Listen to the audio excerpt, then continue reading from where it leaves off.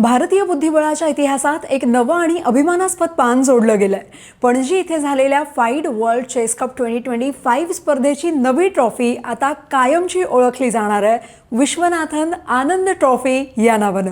ही फक्त एक ट्रॉफी नाही आहे, तर भारताचे पहिले ग्रँडमास्टर आणि 5 वेळा विश्वविजेते विश्वनाथन आनंद यांच्या दशकांच्या मेहनतीचं, संघर्षाचं आणि अद्वितीय यशाचं प्रतीक आहे. त्यांच्यामुळे बुद्धिबळ हा खेळ भारताच्या कानाकोपऱ्यात पोहोचला आणि हजारो तरुणांच्या मनात या खेळात काहीतरी मोठं करण्याचं स्वप्न जागं झालं. भव्य उद्घाटन सोहळ्यात जेव्हा या ट्रॉफीचं अनावरण झालं तेव्हा प्रत्येक भारतीयाच्या डोळ्यात अभिमान झळकत होता.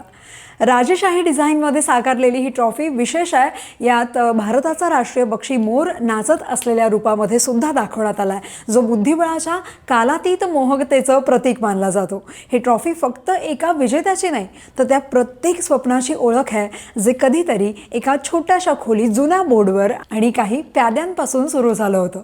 आजचा हा क्षण म्हणजे भारताच्या बुद्धिबळासाठी एक शाश्वत गौरव क्षणच म्हणता येईल आणि विश्वनाथन आनंद या नावाचं तेज आता या ट्रॉफीसोबत सदैव उजळत राहील. काय वाटतं तुम्हाला कमेंटमध्ये नक्की सांगा आणि अशाच माहितीसाठी फॉलो करा लगावबत्ती.